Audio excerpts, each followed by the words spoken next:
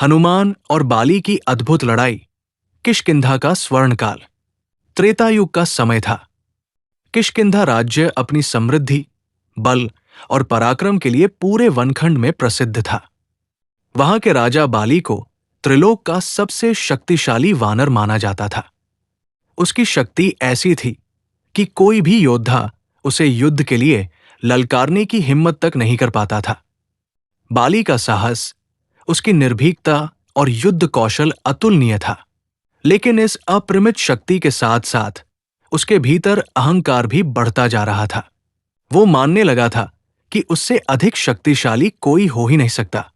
किष्किंधा के आसपास रहने वाले सभी वनवासी बाली की शक्ति का सम्मान करते थे, लेकिन उसी शक्ति का कहीं न कहीं भय भी मन में बस चुका था। उधर दक्षिण दिशा में एक दिव्य बालक अपना तप, योग और शक्ति साधना से संपूर्ण वनखंड में प्रसिद्ध हो रहा था। वो कोई और नहीं, पवन पुत्र अंजनानंदन हनुमान। उनका तेज दिन ब दिन बढ़ रहा था। लोग कहते, ये बालक साधारण नहीं है, इसके भीतर दिव्य शक्ति प्रवाहित होती है। ये बात धीरे धीरे बाली के कानों तक पहुंची और यही बात उस महान युद्ध का बीज बनी। बाली का मन में उठता अहंकार। एक दिन बाली को एक वानर सेनानी ने आकर बताया, महाराज, दक्षिण के पर्वतों में एक युवा वानर तपस्या कर रहा है। उसका नाम हनुमान है। कहते हैं कि उसकी शक्ति अपार है। लोग उसकी बराबरी आपकी शक्ति से करने लगे हैं। बाली के मन में क्रोध की ज्वाला भड़क उठी। वो सोचने लगा, किष्किंधा में कोई भी मुझसे अधिक या मेरी बराबरी का कैसे हो सकता है?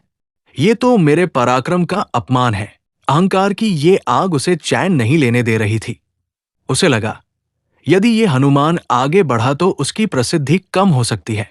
तभी बाली ने निर्णय लिया, वो स्वयं जाकर उस युवक को चुनौती देगा। पहली मुलाकात, हनुमान जी की विनम्रता। हनुमान जी उस समय शांत भाव से एक पर्वत की चोटी पर ध्यान कर रहे थे। उनके चारों ओर दिव्य तेज फैला हुआ था। जब बाली वहां पहुंचा तो हनुमान धीरे धीरे ध्यान से बाहर आए। उन्होंने आदरपूर्वक कहा, स्वागत है महाराज बाली। आप यहां कैसे? बाली गर्व में डूबा हुआ बोला, मैंने सुना है तुम बहुत बलवान हो। लोग कहते हैं तुम मेरा मुकाबला कर सकते हो। आज मैं तुम्हारी शक्ति परखने आया हूं। हनुमान जी मुस्कुराए। उनके चेहरे पर विनम्रता थी, अहंकार का नाम भी नहीं। उन्होंने कहा, महाराज, मैं साधारण वानर हूं। आप त्रिलोक विजयी योद्धा हैं। मैं आपके खिलाफ युद्ध नहीं करना चाहता। शक्ति का उपयोग रक्षण के लिए होता है, किसी की परीक्षा लेने के लिए नहीं। लेकिन बाली को यह विनम्रता डर की तरह समझ आई। वो गरजा, यदि शक्ति है तो रणभूमि में दिखाओ, नहीं तो ये बताना पड़ेगा कि तुम्हारी प्रसिद्धि झूठ है। हनुमान जी ने समझाया, पर जब बाली ने जोर से वार कर दिया, तब धर्म की रक्षा के लिए हनुमान जी को भी युद्ध स्वीकार करना पड़ा। युद्ध की शुरुआत, पृथ्वी कांप उठी। दोनों महाशक्तियां आमने सामने थी। चारों दिशाएं गूंज उठीं। बाली ने पहला प्रहार किया, पर्वत हिल उठा। हनुमान जी ने प्रत्युत्तर दिया, वृक्षों की जड़ें तक हिल गई। युद्ध इतना तीव्र था कि वन के पशु पक्षी भयभीत होकर दूर भाग गए। बाली के हर प्रहार में वज्रसी शक्ति थी, लेकिन हनुमान जी के हर प्रत्युत्तर में दिव्यता थी। एक समय ऐसा भी आया जब बाली ने पूरी शक्ति लगाकर हनुमान जी को पीछे धकेलने का प्रयास किया, परंतु हनुमान जी स्थिर खड़े रहे, जैसे कोई पर्वत। बाली चकित था। युद्ध का दूसरा चरण, बाली का क्रोध। बाली अब क्रोध में अंधा हो चुका था। उसने अपनी संपूर्ण शक्ति लगा दी। उसके वार से पर्वत टूटने लगे, लेकिन हनुमान जी प्रत्येक प्रहार को सहजता से रोक लेते।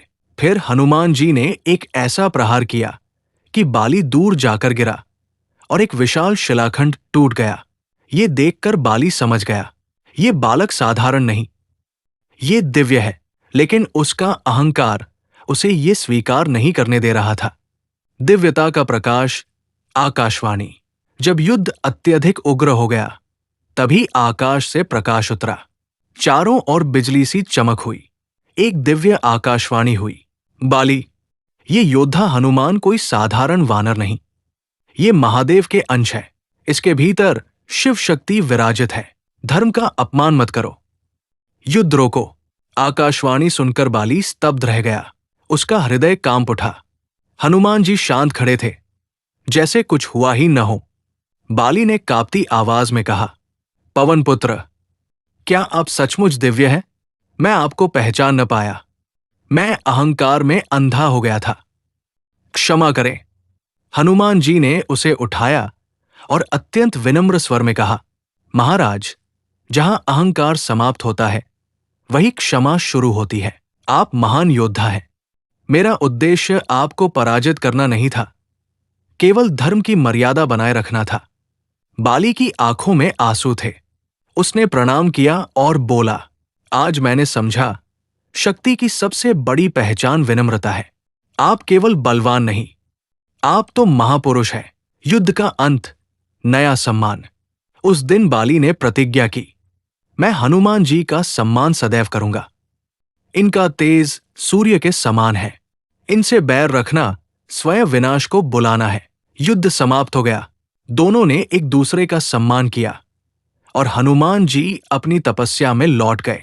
लेकिन समय के साथ बाली का अहंकार फिर बढ़ा और वही अहंकार आगे चलकर सुग्रीव के साथ अन्याय, श्रीराम से विरोध और अंत में उसके पतन का कारण बना। इस कथा का गहरा संदेश: 1. शक्ति का उपयोग रक्षा के लिए है, प्रदर्शन के लिए नहीं। 2. विनम्रता शक्ति की सबसे बड़ी पहचान है। 3. अहंकार अंततः व्यक्ति को अंधा बना देता है। 4. दिव्यता कभी भी अहंकार से नहीं हारती, वो उसे सुधारने आती है।